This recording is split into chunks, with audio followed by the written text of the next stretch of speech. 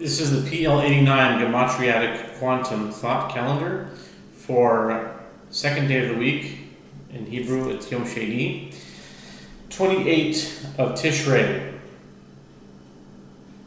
5786, Parshas Noach. The Parsha of the week is Noach, and Daf Yomi of today is Tzavachim 36. Today is Monday, October 20th. 2025.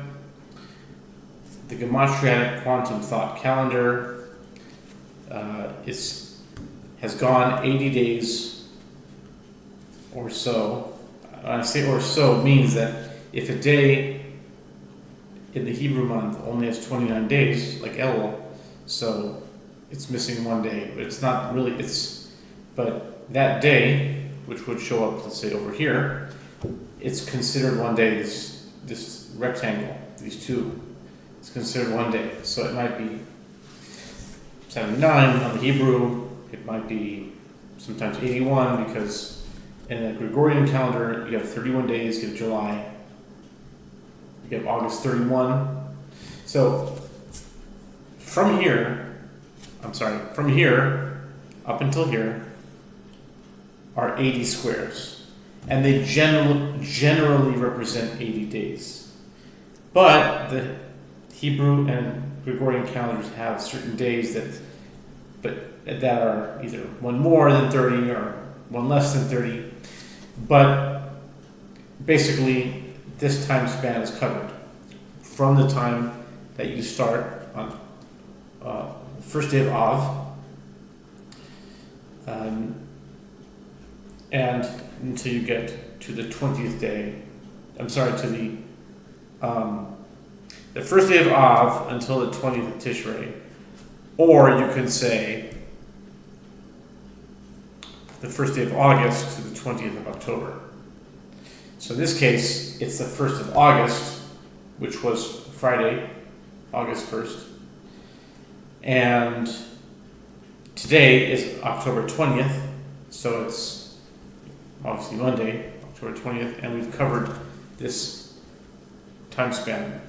And what's going to happen is that October 21st starts just as Hoshana Rabbah, which was the 21st day of Tishrei, started the 10-day twilight period on the Hebrew side or on the lunar side. So too, October 21st starts the same pattern on the solar side, on the Gregorian side. It's both a lunar and a solar calendar. Both a Jewish and a non-Jewish calendar. And I've included the Islamic calendar as well. It's the same day, actually. Same number. So today is the 28th day of Tishrei. And so it's also the 28th day of Rabi al-Tanim in the Islamic calendar. Because Islamic calendar is very close to the Jewish calendar. They're both lunar cycles. At any rate, since we're in the 20th of October, we're in box 40. We finished 80 days. And then starting the 90 days, this is a 90-day period or 89-day period, or sometimes 91 days. So sometimes, I was going to say 88, but no. 88 is a significant number, but not, it's for a few reasons. 88 is the official revolution or orbit of Mercury, the planet Mercury, and that's what was originally called a Mercury calendar. It's like a Mercury year. We go through 4 of these years in one of our Earth years, and 88 is just about the amount of time of 3 months. So you have 88, you have 89, and then 90. 90 is like exactly 3 30-day periods, 3 months. And then 91 can be like, in case you have like these months of the Gregorian calendar, which have 31 days. Now, I don't know if you remember, back in 2012, there was something before 2012. People were talking about the end of the Mayan calendar. That was a big thing.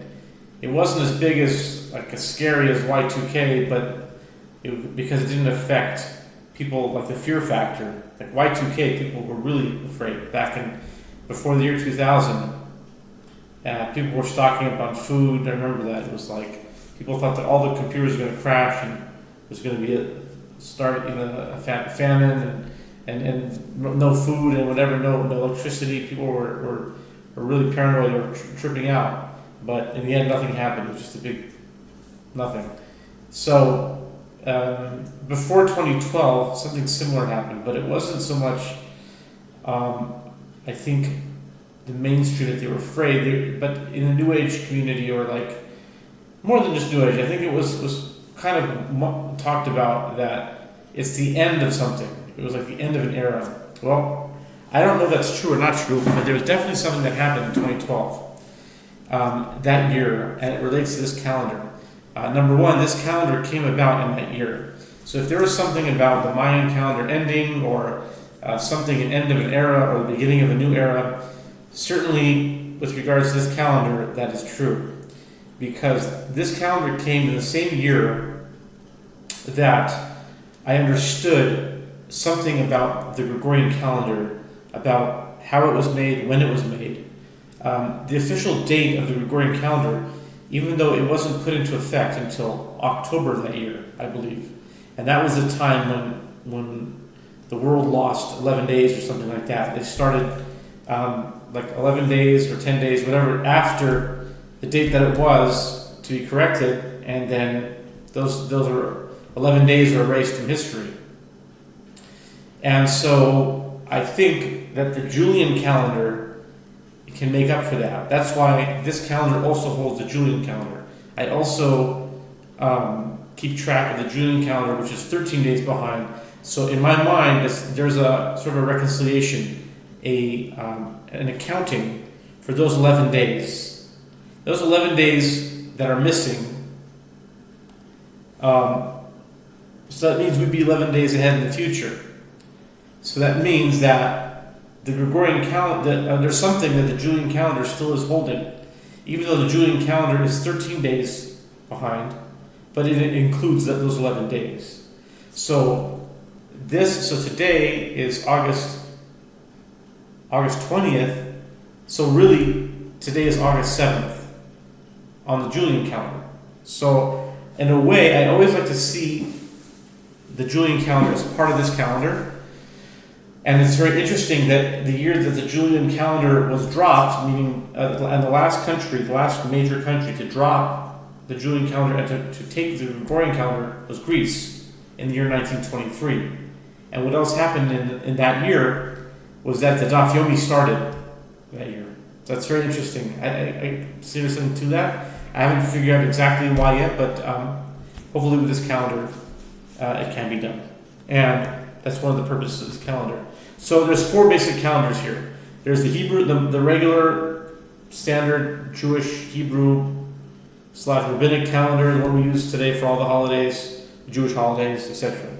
That's the lunar aspect. Islamic also, but not as much. I don't follow that. But I like to just get some perspective, so I include that as well. That's considered part of the Jewish calendar. Then you have the Gregorian calendar, which is the secular calendar, which was established in the year 1582. I know I got sidetracked. I was going back to the year 2012. 2012, that year,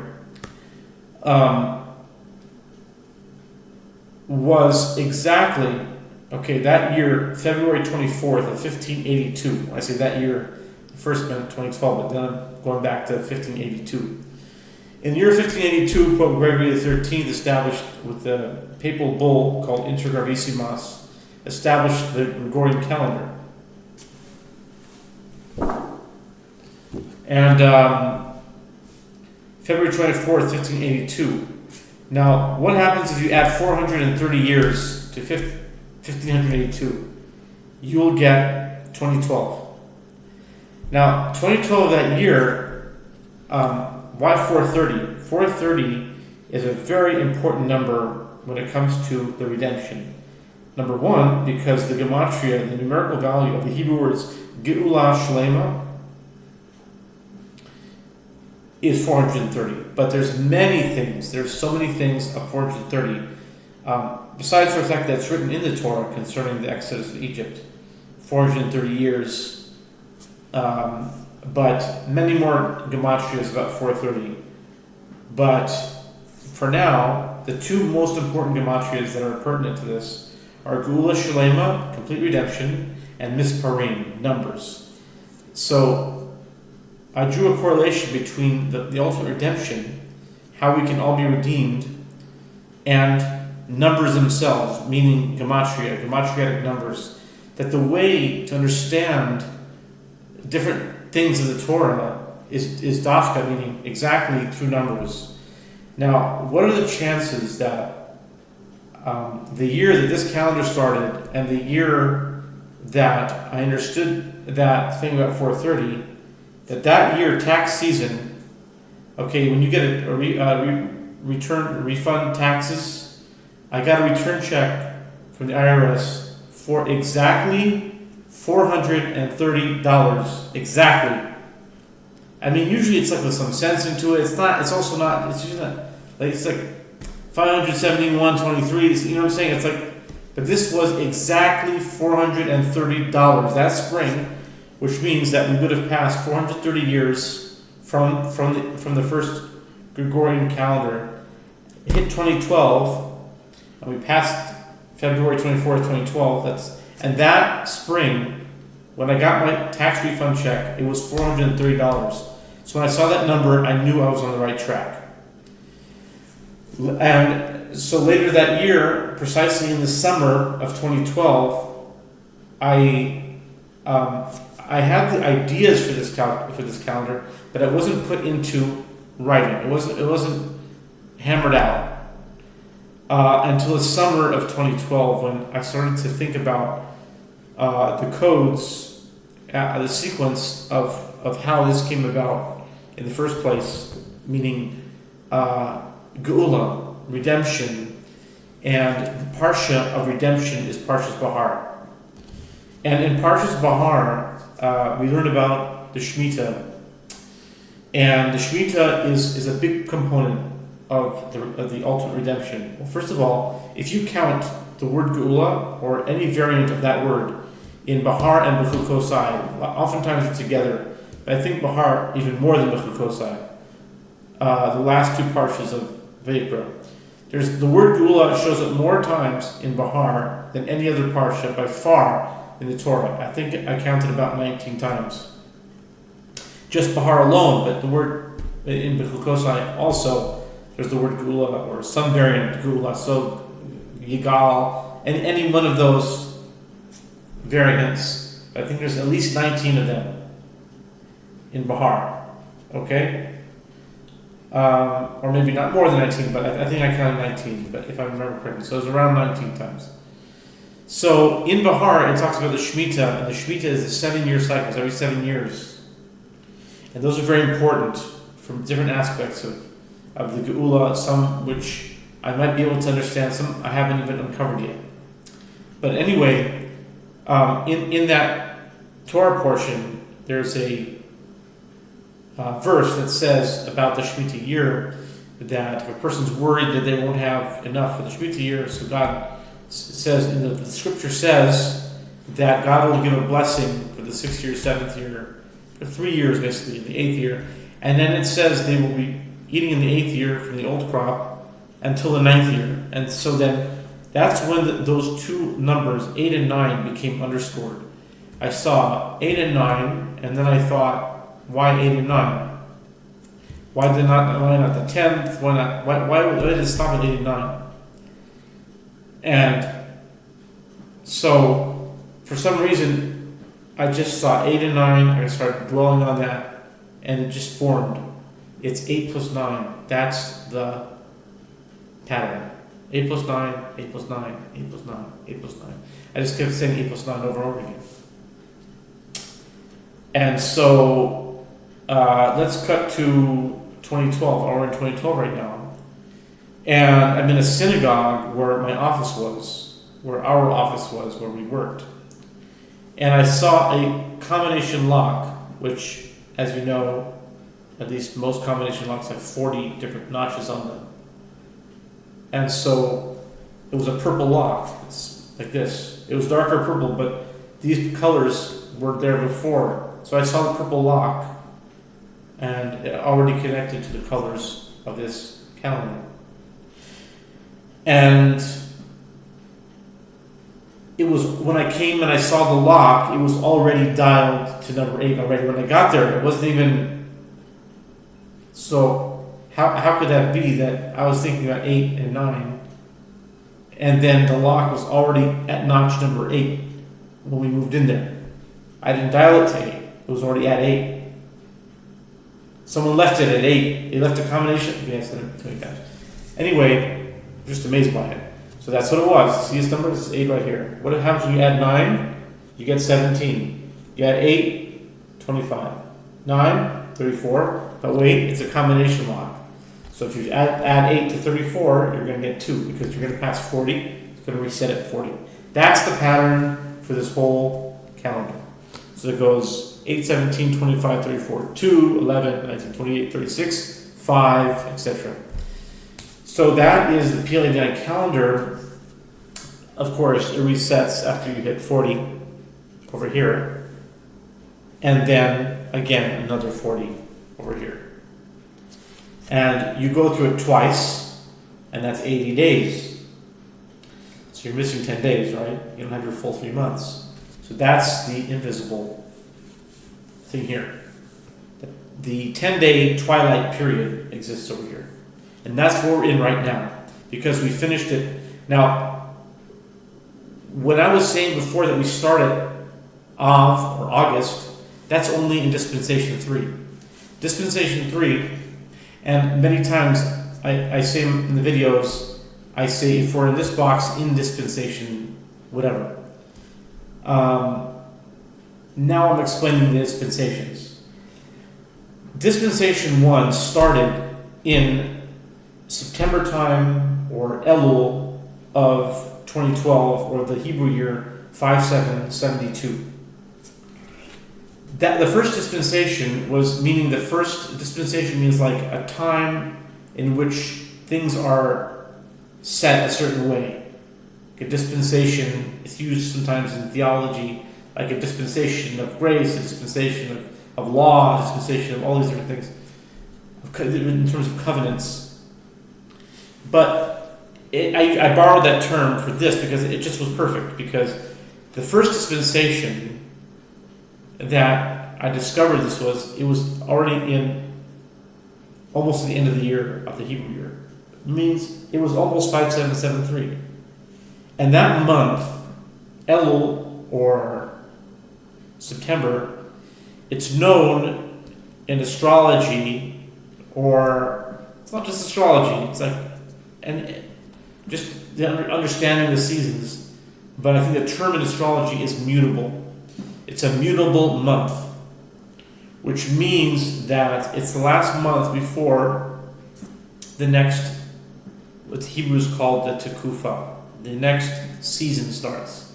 So Tishrei is a new Tekufa, and it includes Tishrei, Cheshvan, and Kislev, or corresponding to October, November, December.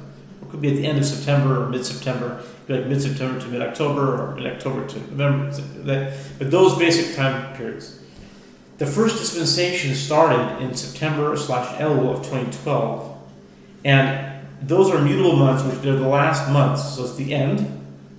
And then here was the beginning, what they call the cardinal month. So this would have been Tishrei, October, and this would be, the final ending would be Kislev, would be Cheshvan/November. So the fixed, so it's like it was mutable, and then cardinal, and then fixed. Fixed are like November, Cheshvan. We're about to enter a fixed month now, and we started in a fixed, which was Av, but that's in Dispensation 3. I'm talking now about Dispensation 1, which lasted for 8 years. 8 years I was using this calendar to count September, October, November, December, January, February, March, April, May, June, July, August, September. Okay? 8 years. And then 2020 came. And in the spring of 2020, we all know what happened. It was Corona. And something happened. I remember the exact frame of mind. It was like people were moving, the people in there, figuratively speaking, they were moving the furniture around. There was like moving going on. I felt it going on in my mind, but it expressed itself in this calendar. And there was a major cleaning house when Corona first came out. It's actually March of 2020. At the end of March 2020, everything changed, and the orders of the months changed. That's what's known as Dispensation 2 starts. Dispensation 2 starts in spring of 2020, and it goes for 4 years. In the spring of 2020, the cardinal starts here, meaning the April, the May, the June, your October, November, December, starts in the spring of 2020, and it goes until 2024.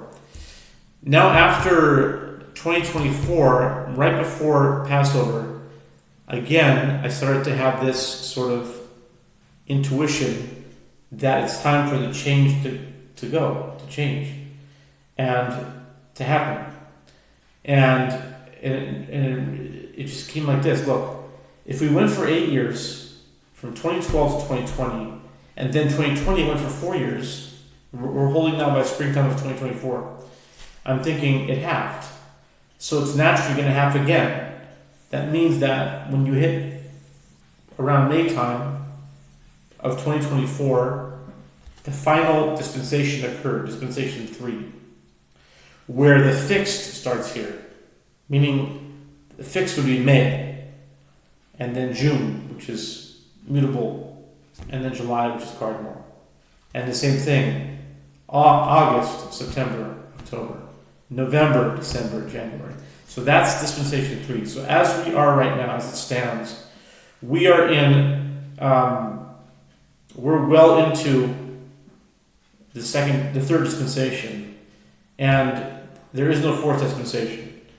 When the springtime of 2026 comes, God willing, and which will be the ER time, the Omer time of 5786, this entire PL-89 cycle, the 3 dispensations, will be complete, and that next year will be a year of when it's like I don't know how to describe it, but it's when everything converges.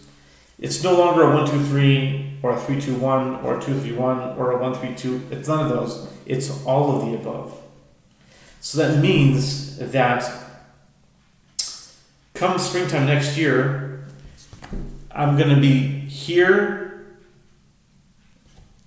and here and here. These are the starts of each month, all at the same time.